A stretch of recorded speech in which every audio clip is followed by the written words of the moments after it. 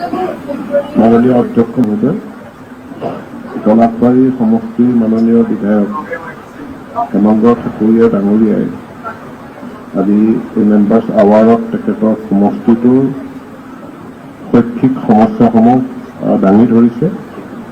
মই তেখেতক ধন্যবাদ জনাইছোঁ। সদনক তেখেতৰ সমষ্টিৰ এই শৈক্ষিক সমস্যাসমূহ ইয়াতে দাঙি ধৰাৰ কাৰণে সাধাৰণতে চাবলৈ গ'লে যিখিনি তেখেতৰ বক্তব্য শুনাৰ পাছত আৰু তেখেতে লিখিত ৰূপতো দিছে, সামগ্ৰিকভাৱে চাবলৈ গ'লে এই গোটেই সমস্যাখিনি আমাৰ অসমৰ অন্যান্য সমষ্টিবিলাকৰ সমস্যাৰ লগত একে, অৰ্থাৎ সামগ্ৰিকভাৱে অসমৰ শৈক্ষিক সমস্যাবিলাক পলাশবাৰীৰ পৰা পৃথক নহয় বা পলাশবাৰী সমষ্টিৰ সমস্যাবিলাক অসমৰ সামগ্ৰিক সমস্যাবিলাকৰ পৰা খুব পৃথক নহয়। প্ৰথমে যদি আমি প্ৰাথমিক শিক্ষা খণ্ডলৈ আহোঁ, তেখেতৰ তাত দুটা সমষ্টি দুটা ব্লক আছে আৰু দুইটা ব্লকত যিখিনি আমাৰ প্ৰাথমিক বিদ্যালয় আছে আৰু যিখিনি লোৱাৰ প্ৰাইমেৰী আৰু আপাৰ প্ৰাইমেৰী বিদ্যালয় আছে, ইয়াত শিক্ষকৰ যিটো সংখ্যা সেইটো যদি আমি পিপিল টিচাৰ ৰেচিঅ'টো উলিয়াওঁ তেতিয়াহ'লে মোটামুটি আমাৰ পৰ্যাপ্ত পৰিমাণে শিক্ষক আছে।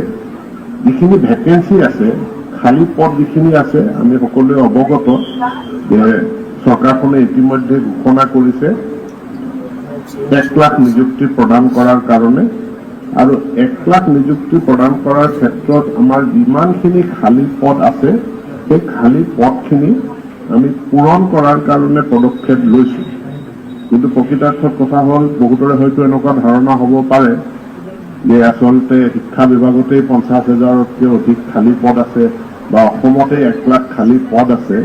আচলতে সিমানখিনি আমাৰ খালী পদ নাই, যাৰ কাৰণে চৰকাৰখনে বহুতখিনি প্ৰচেষ্টা চলাব লগা হৈছে যে বহুত পদ সৃষ্টি কৰিব লাগিব, তেতিয়াহ'লেহে আমাৰ 1 লাখটো মিলিব। এতিয়া পদ সৃষ্টি কৰাৰ ক্ষেত্ৰতো আমি শিক্ষা বিভাগৰ অধীনতো য'ত য'ত পদ সৃষ্টি কৰাৰ প্ৰয়োজনীয়তা আছে সেই পদসমূহ সৃষ্টি কৰাৰ কাৰণে অৰ্থাৎ ক্ৰিয়েট কৰাৰ কাৰণেও আমি পদক্ষেপ লৈছোঁ, যাতে আমি 1 লাখ টাৰ্গেটটো হিচাপ আমি এচিভ কৰিব পাৰোঁ।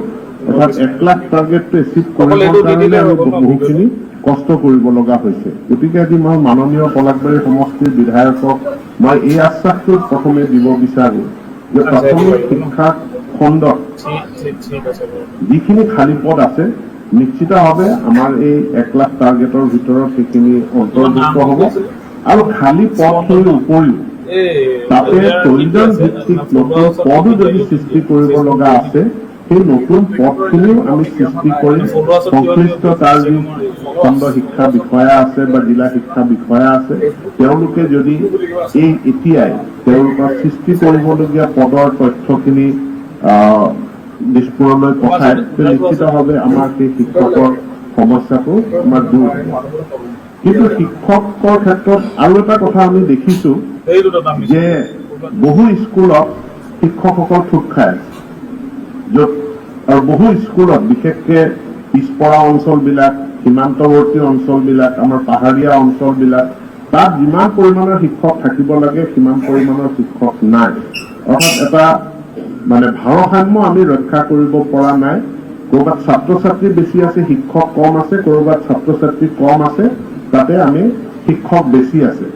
আৰু এই কথাটোৰ কাৰণে এটা ৰেচনেলাইজেশ্যন, শিক্ষকসকলৰ বদলীকৰণ আৰু শিক্ষকসকলক য'ত শিক্ষক নাই তাত ছাত্ৰ ছাত্ৰী অনুপাতে বদলীকৰণৰ জৰিয়তে শিক্ষক তাতে প্লেচ কৰা বা শিক্ষকক তাতে দিয়াৰ কাৰণে চৰকাৰখনে ব্যৱস্থা গ্ৰহণ কৰিছে।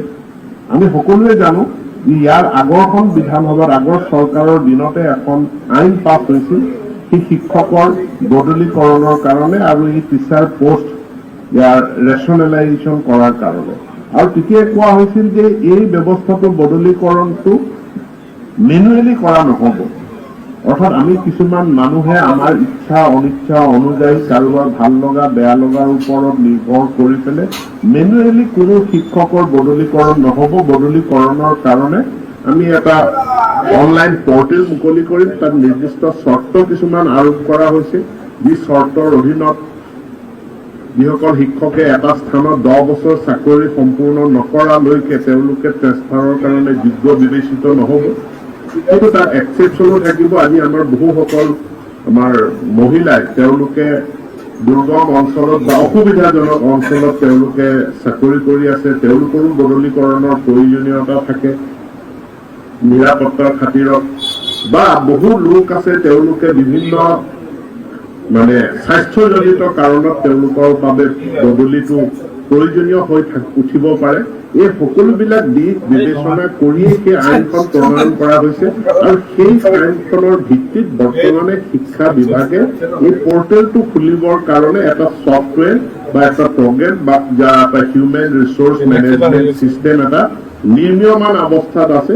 আমি অহা 1 বা 2টা মাহৰ ভিতৰতে এই পৰ্টেলটো খুলি দিবলৈ সক্ষম হ'ম আৰু এই পৰ্টেলটো খুলি দিয়াৰ লগে লগে আমি বদলীকৰণৰ প্ৰক্ৰিয়াও আৰম্ভ কৰিম আৰু লগে লগে আমাৰ কৰ্তৃত্বই যিটো আমি ৰেচনেলাইজেশ্যন কৰিব লাগে, PTR ৰেচিঅ' পিপিল টিচাৰ ৰেচিঅ'টো অনুপাতটো মিলাই পেলাই যাতে আমি বদলীকৰণটো কৰি পেলাই সকলো ছাত্ৰ ছাত্ৰীক যাতে আমি ন্যায় দিব পাৰোঁ, প্ৰত্যেকখন বিদ্যালয়ক যাতে আমি শিক্ষক পৰ্যাপ্ত পৰিমাণে বা প্ৰয়োজন অনুসাৰে আমি দিব পাৰোঁ, তাৰ কাৰণে এই বিভাগ আমাৰ বিভাগে ব্যৱস্থা গ্ৰহণ কৰিব। আৰু এই ক্ষেত্ৰত পলাশবাৰী সমষ্টিটো যিখিনি সমস্যা আছে বা যিখিনি ইমবেলেঞ্চ আছে সেই ইমবেলেঞ্চখিনি আমি দূৰ কৰাৰ কাৰণে আমি ব্যৱস্থা গ্ৰহণ কৰিম। ইয়াৰ লগত আৰু এটা আনুষংগিক কথা, যিটো আন্তঃগাঁথনিৰ কথা উল্লেখ কৰিছে। আমি সকলোৱে জানো যে আমাৰ আন্তঃগাঁথনি শৈক্ষিক খণ্ডত বিভিন্ন বিশেষকৈ প্ৰাথমিক খণ্ডত আন্তঃগাঁথনিত আমি বহুখিনি দুৰ্বল হৈ আছো। আৰু যোৱাবাৰ যেতিয়া গুণোৎসৱ অনুষ্ঠিত হ'ল, গুণোৎসৱ অনুষ্ঠিত হোৱাৰ পাছতে আমি এটা পদক্ষেপ লৈছিলোঁ, যিটো পদক্ষেপৰ জৰিয়তে সেই গুণোৎসৱৰ যি ৰিপৰ্ট কাৰ্ড আছিল, ৰিপৰ্ট কাৰ্ডৰ ভিত্তিত আমি শিক্ষানুষ্ঠানসমূহৰ আন্তঃগাঁথনি বিশেষকৈ শ্ৰেণীকোঠা, পাৰ্টিশ্যন ৱাল আৰু ইলেক্ট্ৰিফিকেশ্যন এইখিনিৰ উন্নয়নৰ কাৰণে ব্যৱস্থা গ্ৰহণ কৰি তেতিয়াই 980 কোটি টকাৰ এক পৰিকল্পনা প্ৰস্তুত কৰি কাম আৰম্ভ কৰা হ'ল। সেই 980 কোটি টকাৰ এটা অংশ ইতিমধ্যে মুকলি কৰি দিয়া হৈছে আৰু SMCৰ জৰিয়তে আমি সেই বিদ্যালয়সমূহৰ আন্তঃগাঁথনি উন্নয়নৰ কাম কৰিছোঁ। ইয়াৰ লগে লগে বাকী থকা পইচা আমি এইকেইটা দিনত এই চৰকাৰখনে দায়িত্বভাৰ গ্ৰহণ কৰাৰ পাছত আমাৰ শিক্ষা বিভাগে খুব খৰতকীয়াভাৱে বাকী থকা যিখিনি আমাৰ ধন আছিল সেই ধনখিনিও মুকলি কৰি দিয়াৰ কাৰণে পদক্ষেপ আমি গ্ৰহণ কৰিছোঁ। ইতিমধ্যে ভোটন একাউণ্টৰ বাজেটৰ সময়ত যিখিনি পইচা পাইছিলোঁ আৰু মই আশা ৰাখিছোঁ এইবাৰ বিত্তমন্ত্ৰীয়ে এই সমস্যাটোৰ প্ৰতি চকু ৰাখি বিশেষভাৱে বাজেট আবণ্টন কৰিব আৰু কৰাৰ লগে লগে আমি আমাৰ 2018 চনৰ গুণোৎসৱৰ ভিত্তিত আমি যিখিনি শিক্ষানুষ্ঠান LP ME স্কুল চিনাক্ত কৰিছিলোঁ য'ত আন্তঃগাঁথনি উন্নয়নৰ প্ৰয়োজনীয়তা আছে সেইখিনি আমি এড্ৰেছ কৰিবৰ কাৰণে সক্ষম হ'ম। কিন্তু ইয়াৰ লগে লগে আৰু এটা কথা আমি সকলোৱে জানো যে শিক্ষানুষ্ঠানটো এনেকুৱা এটা অনুষ্ঠান যিটো সম্পূৰ্ণৰূপে শিক্ষা বিভাগৰ অধীনতেই যে ইয়াৰ সমস্ত দায়িত্ব থাকে এনেকুৱা নহয়। আমাৰ পঞ্চায়তী ৰাজ যিবিলাক ইনষ্টিটিউশ্যন আছে, গাঁও পঞ্চায়তসমূহো বিভিন্ন স্কুলসমূহৰ আন্তঃগাঁথনি উন্নয়নৰ কাৰণে কাম কৰি আহিছে। তাৰ কাৰণে মই পঞ্চায়ত আৰু গ্ৰামোন্নয়ন বিভাগক মই ধন্যবাদ জনাইছোঁ। আমাৰ বিধায়কসকলে TND ডিপাৰ্টমেণ্টৰ অধীনত আমি যি বিধায়ক পুঁজি পাওঁ, বিধায়ক পুঁজিৰ অধীনতো আমি এই প্ৰাথমিক খণ্ডৰ বা শিক্ষানুষ্ঠানসমূহৰ উন্নয়নৰ কাৰণে বিভিন্ন আঁচনি ৰূপায়ণ কৰি আহিছোঁ। আনকি আনটাইড ফাণ্ডৰ অধীনতো আমি এই বিদ্যালয়ৰ শিক্ষানুষ্ঠানবিলাকৰ উন্নয়নৰ কাৰণে কাম কৰি আহিছোঁ। গতিকে মই বিধায়কসকলকো তাৰ বাবে ধন্যবাদ জনাইছোঁ। মই মুখ্যমন্ত্ৰীকো ধন্যবাদ জনাইছোঁ আনটাইড ফাণ্ডৰ পৰা শিক্ষানুষ্ঠানসমূহলৈ পুঁজি আবণ্টন দিয়াৰ কাৰণে। ইয়াৰ লগতে আমাৰ মাইনৰিটি উন্নয়ন যি বিভাগ আছে, মাইনৰিটি উন্নয়ন বিভাগৰ তৰফৰ পৰাও শিক্ষানুষ্ঠানসমূহৰ আন্তঃগাঁথনি উন্নয়নৰ কাৰণে বিভিন্ন আঁচনি ৰূপায়ণ কৰা হয়। মই নিজে দায়িত্বত থকা ভৈয়াম আৰু পিছপৰা শ্ৰেণী কল্যাণ বিভাগৰ অধীনতো এই শিক্ষানুষ্ঠানবিলাকৰ উন্নয়নৰ কাৰণে বিভিন্ন আঁচনি ৰূপায়ণ কৰা হয়। অৰ্থাৎ শিক্ষা বিভাগৰ উপৰিও বিভিন্ন বিভাগে শিক্ষানুষ্ঠানৰ আন্তঃগাঁথনি উন্নয়নৰ কাৰণে কাম কৰি আছে। আজি পলাশবাৰী সমষ্টিত এটা অংশ বৃহৎ অংশ ৰাভা হাছং অট'নমাছ কাউন্সিলৰ ভিতৰত পৰে যিখিনি দক্ষিণ অঞ্চল মেঘালয়ৰ সীমান্তৱৰ্তী অঞ্চল সেই অঞ্চলবিলাকত শিক্ষাত যথেষ্ট পৰিমাণে পিছ পৰি আছে মই কিছুদিন আগত মই ৰাভা হাছং স্বায়ত্তশাসিত পৰিষদৰ কাৰ্যালয়লৈ গৈছিলোঁ আৰু তাত তেওঁলোকৰ পৰিষদখনক মই বিশেষভাৱে অনুৰোধ জনাইছোঁ তেওঁলোকে যাতে এই সীমান্তৱৰ্তী অঞ্চলৰ শিক্ষানুষ্ঠান বিশেষকৈ প্ৰাথমিক যিখিনি শিক্ষানুষ্ঠান আছে এই শিক্ষানুষ্ঠানখিনিৰ আন্তঃগাঁথনি উন্নয়নৰ কাৰণে বিশেষ আঁচনি গ্ৰহণ কৰে কিন্তু এইটো কৰিবলৈ যাওঁতে panchayat and rural development department minority development department TND department WPTBC department এই বাকী যিবিলাক ডিপাৰ্টমেণ্টে শিক্ষা খণ্ডত পুঁজি বিনিয়োগ কৰে তেওঁলোকলৈ আজি কিছুদিন আগত আমাৰ বিভাগৰ তৰফৰ পৰা এখন চিঠি দিছোঁ সেই চিঠিখনত দুটা কথা আমি উল্লেখ কৰিছোঁ এটা হ'ল যে কোনো ধৰণৰ পৰিকল্পনা নোহোৱাকৈ ভেঞ্চাৰ স্কুলবিলাকত পুঁজি আবণ্টন দিলে আমাৰ পৰিকল্পনা কৰাত কাম কৰাত বিভাগটোৰ কাৰণে অসুবিধা হৈ যায় এনৰলমেণ্ট শিক্ষা বিভাগৰ আমাৰ যিখিনি নীতি নিয়ম আছে আমি এনৰলমেণ্টটো নোচোৱাকৈ ছাত্ৰ ছাত্ৰী কিমান আছে এই কথাটো নোচোৱাকৈ বা বধুৰ ভৱিষ্যতে সেই স্কুলখনৰ ভৱিষ্যতটো কি হ'ব সেইটো নোচোৱাকৈ যাতে পঞ্চায়তবিলাকে বিদ্যালয় এখনলৈ অনুদান যাতে নিদিয়ে তো এই অন্যান্য শিক্ষা বিভাগৰ উপৰি বাকী বিভাগসমূহে যেতিয়া বিদ্যালয়ৰ আন্তঃগাঁথনি উন্নয়নৰ পৰিকল্পনা কৰে বা আঁচনি লয় তেওঁলোকক মই অনুৰোধ জনাইছোঁ তেওঁলোকে শিক্ষা বিভাগৰ পৰা এখন NOC নো অবজেকশ্যন চাৰ্টিফিকেট তেওঁলোকে লৈ ল'লে আমাৰ পৰিকল্পনা মতে আমি কাম কৰাৰ কাৰণে আমাৰ সুবিধা হয় ইয়াৰ লগত আপোনালোক সকলোৱে অৱগত যে 2016 চনত শিক্ষা ক্ষেত্ৰ নামৰ এখন আঁচনি আমি গ্ৰহণ কৰিছিলোঁ য'ত একেটা কেম্পাছৰ ভিতৰতে থকা LP ME হাইস্কুল ইত্যাদি স্কুলবিলাকক আমি এখন বিদ্যালয়লৈ আমি এমালগেমেশ্যন কৰিছিলোঁ প্ৰায় 6000 স্কুল এই এমালগেমেশ্যন বা মাৰ্জাৰ প্ৰক্ৰিয়াৰ দ্বাৰা একত্ৰীকৰণ কৰা হ'ল আমাৰ ৰাইট টু এডুকেশ্যন আইনে কৈছে যে প্ৰতি 1 কিলোমিটাৰ ব্যাসাৰ্ধৰ ভিতৰত এখন LP স্কুল 3 কিলোমিটাৰ ব্যাসাৰ্ধৰ ভিতৰত এখন ME স্কুল 5 কিলোমিটাৰ ব্যাসাৰ্ধৰ ভিতৰত এখন হাইস্কুল থাকিব লাগে সেই ৰাইট টু এডুকেশ্যন আইনৰ যিটো নীতি আছে এই নীতিটোকো আমি গ্ৰহণ কৰিছোঁ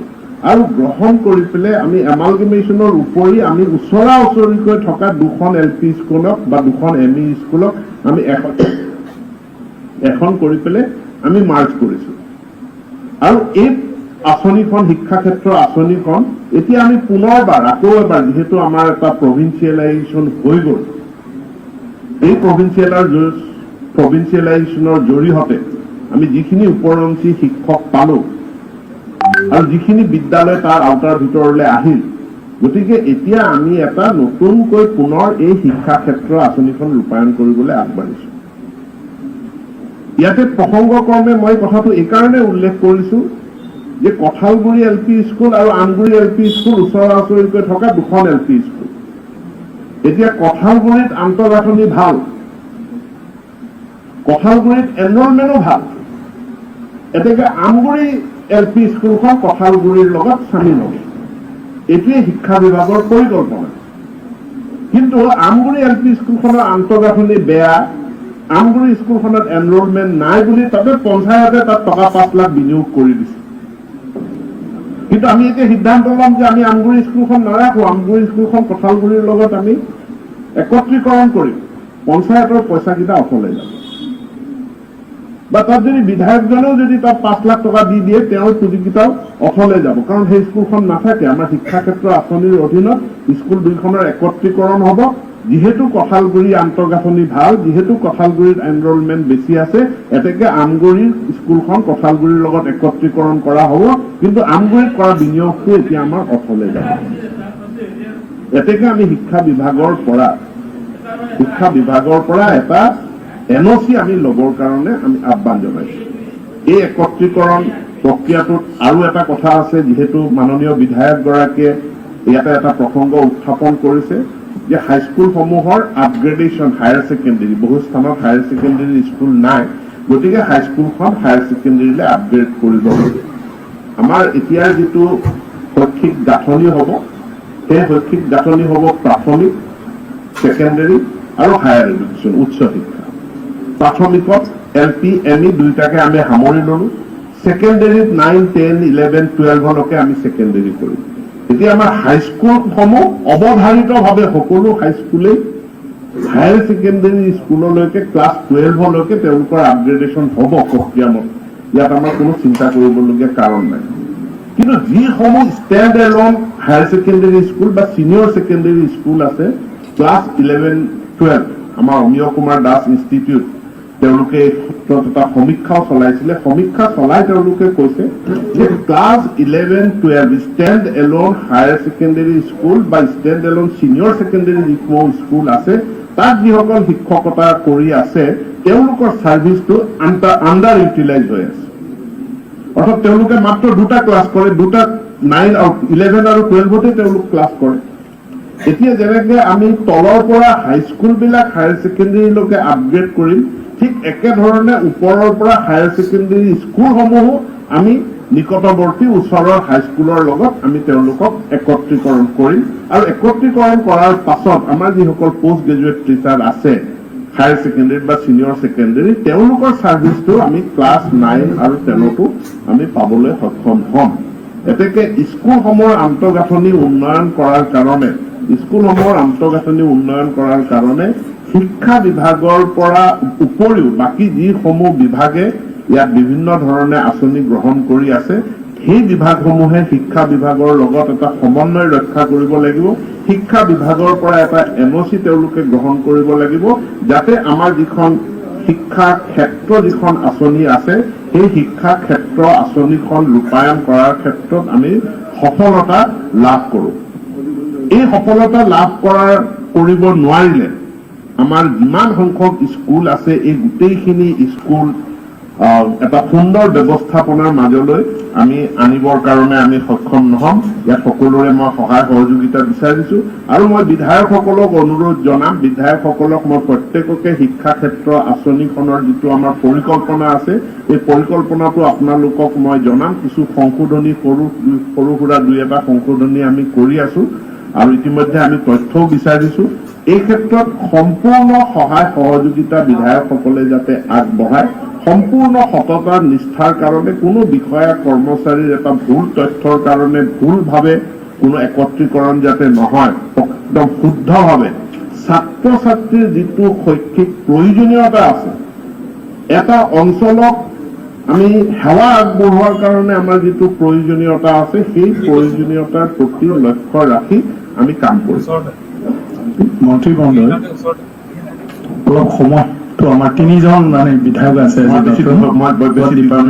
কিন্তু কেইটামান গুৰুত্বপূৰ্ণ কথা তেখেতে উল্লেখ কৰিছে।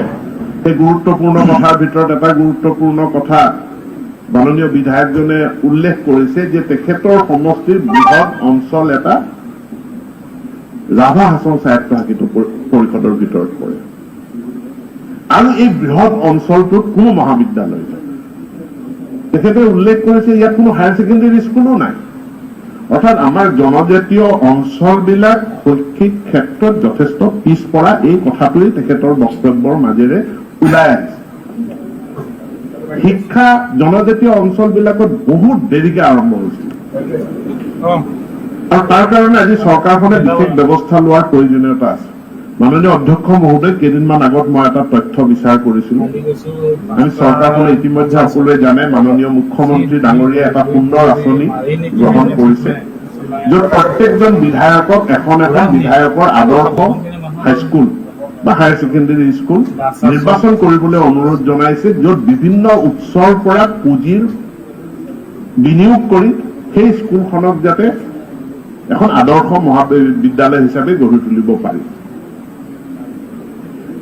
বিধায়কগৰাকীয়ে মুখ্যমন্ত্ৰীক স্কুলৰ তালিকা দিয়াৰ লগে লগে সেই স্কুলখনৰ কাৰণে 10 লাখ টকা আনটাইড ফাণ্ডৰ পৰা মাননীয় মুখ্যমন্ত্ৰীয়ে দিব। আমি শিক্ষা বিভাগৰ তৰফৰ পৰা সেইখন স্কুলক কি দিব পাৰোঁ আমি চেষ্টা কৰিম। বিধায়কগৰাকীয়েও তেখেতৰ বিধায়ক পুঁজিৰ পৰা নিশ্চিতভাৱে আমি আহ্বান জনাম তেওঁ স্কুলখনলৈ অনুদান আগবঢ়াব লাগে। আমি অন্যান্য বিভাগসমূহকো অনুৰোধ জনাম আৰু আনকি PSU বিলাককো তেওঁলোকৰ CSR ফাণ্ডৰ পৰা সেই বিধায়কৰ আদৰ্শ স্কুলখন এখন আদৰ্শ স্কুল হিচাপে গঢ়ি তোলাৰ কাৰণে অনুদান আগবঢ়াবলৈ আমি অনুৰোধ জনাম। অনুৰূপভাৱে আমি শিক্ষা বিভাগেও আমি যুগুতাই আছো যে আমাৰ যিসমূহ ঐতিহ্যমণ্ডিত গৰিমামণ্ডিত যিসমূহ বিদ্যালয় আছিল, আজি 100 বৰ্ষ পাৰ কৰিছে, 150 বছৰ পাৰ কৰিছে, সেই বিদ্যালয়সমূহত এটা বিশেষ পদক্ষেপ গ্ৰহণ কৰি সেই বিদ্যালয়সমূহৰ পূৰ্বৰ ঐতিহ্য গৰিমা আমি যাতে ঘূৰাই আনিব পাৰো তাৰ কাৰণে আমি নিশ্চিতভাৱে পদক্ষেপ লোৱাৰ পৰিকল্পনা কৰিছো। আৰু তাৰ কাৰণে যেতিয়া পৰিসংখ্যা মই সংগ্ৰহ কৰিছিলো যে 100 বছৰ আগত অসমৰ কোন কোন জিলাত কিমানখন স্কুল আছিল, পৰিসংখ্যা যেতিয়া আহিল, পৰিসংখ্যা অহাৰ পাছত প্ৰায় 500ৰ অধিক স্কুল এনেকুৱা আহিল যিবিলাক 100 বছৰ আগতে প্ৰতিষ্ঠা হৈছিল। কিন্তু পৰিসংখ্যাটোত এটা তথ্যত মোৰ চকুটো থমকি ৰল। এই পৰিসংখ্যাটো কোকৰাঝাৰ, চিৰাং, বাক্সা, ওদালগুৰি, কাৰ্বি আংলং, কাৰ্বি আংলং, ডিমা হাছাও, ধেমাজি আৰু মৰিগাঁও জিলাৰ ক্ষেত্ৰত এই পৰিসংখ্যাটো শূন্য। অৰ্থাৎ 100 বছৰ আগত এই জনজাতীয় অঞ্চলবিলাকত কলেজৰ কথা বাদ দিয়ক, হাইস্কুল এখনো এই জিলাবিলাকত নাছিল। বহুত পুৰণিভাৱে বহুত পিছতীয়াকে এই শৈক্ষিক ব্যৱস্থাবিলাক আৰম্ভ হৈছে। গতিকে নিশ্চিতভাৱে আজি আমাৰ চৰকাৰখনে বিশেষ কিছুমান ব্যৱস্থা গ্ৰহণ কৰিছে যে সংখ্যালঘু প্ৰধান অঞ্চলবিলাকত শিক্ষা পিছ পৰি আছে, বিশেষকৈ স্ত্ৰী শিক্ষা পিছ পৰি আছে। তাৰ কাৰণে সংখ্যালঘু প্ৰধান অঞ্চলবিলাকত মহিলা মহাবিদ্যালয় আমি স্থাপন কৰিছো। লগে লগে মডেল ডিগ্ৰী কলেজ স্থাপন কৰাৰ পৰিকল্পনা হাতত লৈছে। আৰু মডেল ডিগ্ৰী কলেজ বহুতে কয় যে এইটো আপোনালোকে ৰুচাৰ পইচা দিহে কৰি আছে, নহয় তথ্যটো। ৰুচাৰ ৰাষ্ট্ৰীয় উচ্চ শিক্ষা অভিযানৰ অধীনত মডেল ডিগ্ৰী কলেজ প্ৰতিষ্ঠা কৰা হৈছে, কথাটো সঁচা। কিন্তু সমান্তৰালভাৱে অসমৰ আমাৰ নিজা পুঁজিৰ দ্বাৰাও SOPDৰ অধীনতো আমি মডেল কলেজ নিৰ্মাণ কৰিছো।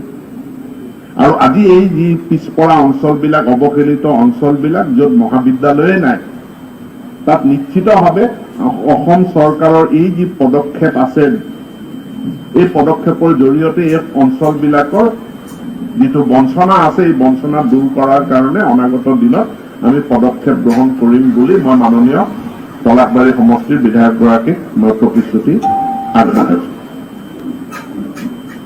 এই অঞ্চলসমূহত যিখিনি হাইস্কুল আছে, এই হাইস্কুলখিনিক আপগ্ৰেড কৰা আৰু লগে লগে হাইস্কুলখিনিক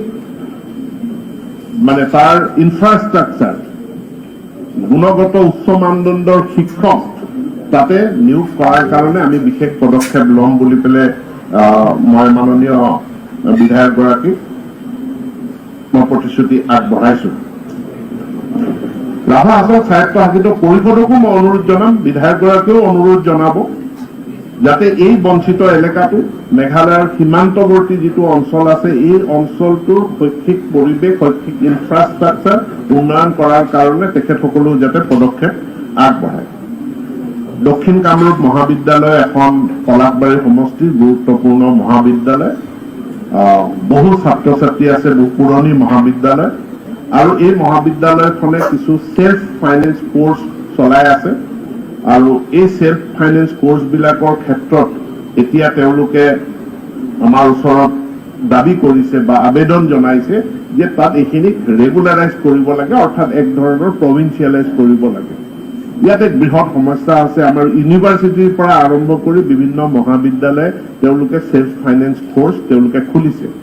এতিয়া এই সেল্ফ ফাইনেন্স কোৰ্চ যেতিয়া তেওঁলোকে খুলিছে, তাত যিসকল লোকক প্ৰবক্তাই হওক বা নন টিচিং ষ্টাফে হওক, ইয়াৰ কাৰণে আমাৰ বিভাগৰ পৰা, বিত্ত বিভাগৰ পৰা কোনো অনুমোদন তেওঁলোকে লাভ কৰা নাই। অৰ্থাৎ যিসমূহ চাকৰি, এইবিলাক কন্ট্ৰেকচুৱেল চাকৰি। আৰু এই কন্ট্ৰেকচুৱেল চাকৰি বিশ্ববিদ্যালয় বা মহাবিদ্যালয়ে তেওঁলোকে নিজৰ কৰ্তৃত্বৰ ভিতৰত দিছে। কিন্তু এইটো এনেধৰণৰ প্ৰেক্টিছ ফলস্বৰূপে সমস্যা এটা মহাবিদ্যালয়খনতে সৃষ্টি হয় যে মহাবিদ্যালয়খনত পঢ়া অন্য ছাত্ৰ ছাত্ৰী, জেনেৰেল ডিগ্ৰী কোৰ্চৰ যিসকল ছাত্ৰ ছাত্ৰী, তেওঁলোকৰ ফিজটো তেওঁলোকৰ নামভৰ্তি বিনামূলীয়া। তেওঁলোকে বিনামূলীয়া নামভৰ্তিৰ সুযোগ সুবিধাটো পাইছে। কিন্তু একেখন মহাবিদ্যালয়ৰ কেম্পাছৰ ভিতৰতে পঢ়ি থকা এই সেলফ ফাইনেন্স কোৰ্সৰ ছাত্ৰ ছাত্ৰীসকলে কিন্তু তেওঁলোকে বৃহৎ পৰিমাণৰ ফিজ দি পেলাই তেওঁলোকে নামভৰ্তি কৰিব লগা হৈছে আৰু যাৰ ফলস্বৰূপে পৰিৱেশটো বিনষ্ট হৈ গৈছে একেটা কেম্পাছৰ ভিতৰত আৰু যেতিয়া চৰকাৰ এখনক আজি হঠাৎ কোৱা হয় যে আপোনালোকে এই পদখিনি সৃষ্টি কৰি পেলাই সেলফ ফাইনেন্স কোৰ্সটো চৰকাৰৰ অধীনত লৈ ল'ব লাগে চৰকাৰখন তাৰ বাবে প্ৰস্তুত নহয় চৰকাৰৰ বাজেট তাৰ এটা পৰিকল্পনা থাকে মন্ত্ৰী মহোদয় হঠাৎ এনেধৰণে আমাৰ সেলফ ফাইনেন্স কোৰ্সখিনি মন্ত্ৰী মহোদয় কেইটামান আৰু চিধা চিধি যি দিব তেওঁলোকক কৈ দিয়ক মানে আমাৰ নিশ্চিতভাৱে ইয়াত বহুতখিনি জটিলতা আছে গতিকে মই আলোচনা কৰি বাকী দুইজন আৰু বিধায়ক মহোদয়ৰ লগতো সদস্য আলোচনা আছে কৰি মই মহাবিদ্যালয় কৰ্তৃপক্ষৰ লগতো আলোচনা কৰিম কিন্তু মোৰ সাধাৰণভাৱে আহ্বান থাকিব যে যদি কোনোবাই নিজে দায়িত্ব লৈ নিজৰ আয়েৰে চলাবৰ কাৰণে সেলফ ফাইনেন্স কোৰ্স খুলিছে আৰু কোনোদিন তেওঁলোক চৰকাৰৰ ওচৰলৈ নাহে তেতিয়াহ'লে আমাৰ আপত্তি নাই কিন্তু চৰকাৰৰ ওচৰলৈ যদি আহিবলগীয়া পৰিকল্পনাই আছে তেনেহ'লে আগতীয়াকৈ চৰকাৰৰ পৰা পাৰ্মিশ্যন লৈ পেলাই অনুমোদন লৈ পোষ্টকেইটা চেংচন কৰাই পেলাই তাৰ পাছত তেওঁলোকে কোৰ্সটো খুলিলে ভাল মই আকৌ কৈছো যে যদি পৰিকল্পনা আছে কাৰোবাৰ যে মই চৰকাৰৰ ওচৰত যাম তেনেহ'লে চৰকাৰৰ অনুমতিটো আগত লওক কিন্তু যদি নিজাববীয়াকে যে চৰকাৰৰ ওচৰত মই নাযাওঁৱেই তেতিয়াহ'লে আমাৰ তাত চৰকাৰৰ কোনো ক'বলগীয়া একো নাথাকে এই কথাখিনিত মই আপোনালোকক এটা স্পষ্ট কৰি দিলো আৰু নিশ্চিতভাৱে গুৱাহাটীৰ গাতে লাগি থকা পলাশবাৰী বিধানসভা সমষ্টি ই মেঘালয়ৰ সীমান্তৱৰ্তী অঞ্চলখিনি যথেষ্ট পশ্চাৎপদ সেই পশ্চাৎপদ মেঘালয়ৰ সীমান্তৱৰ্তী অঞ্চলখিনিৰ উন্নয়নৰ কাৰণে আমি বিশেষভাৱে কাৰ্যকৰী ব্যৱস্থা গ্ৰহণ কৰিব লাগিব ইয়াৰ লগে লগে বিজ্ঞান শিক্ষা উন্নয়নৰ কাৰণেও আমি বিশেষ ব্যৱস্থা গ্ৰহণ কৰিব লাগিব ইতিমধ্যে আমি কামৰূপ মহাবিদ্যালয় তথা দক্ষিণ কামৰূপ ছোৱালী মহাবিদ্যালয়লৈ আমি 1 কোটিকে টকা অসম চৰকাৰৰ তৰফৰ পৰা আমি আগবঢ়াইছো ৰুচা ইউজিচৰ পৰা তেওঁলোকে বিভিন্ন শিতানত তেওঁলোকে পুঁজি লাভ কৰি আছে আৰু 2019-20 বিত্তীয় বৰ্ষত আমি ডিকে গাৰ্লছ কলেজৰ ছায়েন্স লেবৰেটৰীৰ কাৰণেও অসম চৰকাৰে 10 লাখ টকাৰ অনুমোদন আগবঢ়াইছে আৰু পলাশবাৰী সমষ্টিক আমি ইয়াৰ শৈক্ষিক সমস্যাখিনি অসমৰ অন্যান্য সমষ্টিৰ শৈক্ষিক সমস্যাৰ লগতে একেলগে সমাধান কৰাৰ কাৰণে আমাৰ ফালৰ পৰা প্ৰচেষ্টা থাকিব এই কথাখিনি তেখেতক মাননীয় সদস্য ডাঙৰীয়াক অৱগত কৰি মই মোৰ বক্তব্য চিন্তা কৰিব জনাইছো ধন্যবাদ